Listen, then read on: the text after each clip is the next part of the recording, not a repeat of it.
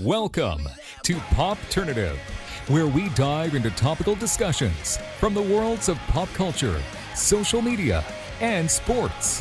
Here is your host, Peter Remoliotis, aka PD Beats. PD Beats here from Popternative, speaking to Ella Balinska about Resident Evil dropping on Netflix July 14th. Thank you so much for your time. Thank you so much for having me.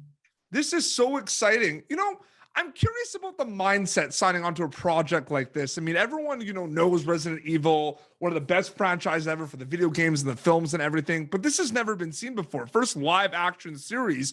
What's that mindset like working on a project where people know the brand, the franchise, but it's something they've never seen before a little bit? Like, it's a different kind of world of Resident Evil. What's that like for you? Yeah, I mean, as a fan myself, it makes me really excited. I'm so excited for the fans to have this sort of new iteration of the franchise. Yes. The fact that there has been so many things in the past meant we had so much to play with. We had so much lore, we had so much history. Obviously, we've got the iconic Jade Wesker character. And then sort of emerging from that, we got Billie and Jade Wesker and the story that you follow with them. It's really exciting. It is so exciting. Is it interesting? Because I'm a 90s kid and a lot of, geek culture, horror culture, it wasn't as popular as it was now. It wasn't part of kind of like the mainstream kind of movies and everything. Now it's like the biggest thing. So it's kind of weird a little bit. What's that like a little bit? Do you see that? It is strange. It's not niche anymore. Like, it's pretty crazy. I know exactly what you mean. It's honestly, it's like a great pair of Jordan 1s. You know what I mean? It's like you have them in the past and you're like, oh yeah, we know this is what's around. But suddenly you have a major respect for a great pair, which is hopefully how people feel about the series. Oh, absolutely. Ella Balinska's a storyteller. That's what you do. Is it safe to say that one of your favorite things about storytelling is basically being able to like transform and dive into these worlds of Resident Evil, Charlie's Angels? Is that your favorite thing about it?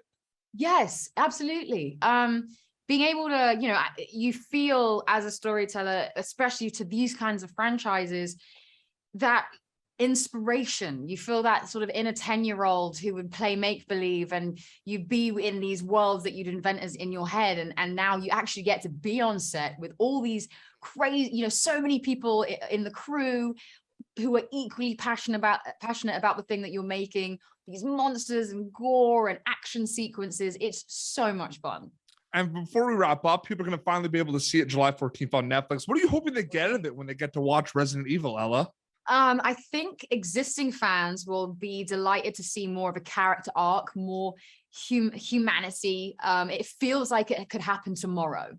Yes. And in terms of new fans, the delightful thing is that you don't need to know too much about what's happened in the past. You're more than free to do your research, but you can get thrown right into the world with no context needed and be equally as sucked into the story. Absolutely. Ella, thank you so much for your time. July 14th, Resident Evil is dropping on Netflix. It was so great chatting with you. Thank you so much for your time. Thank you. See ya. Thank you for tuning in to Popternative. Make sure to check out our past episodes of Popternative on YouTube. Be sure to like Popternative on Facebook and follow us on Twitter. This has been an Autograph Communications production.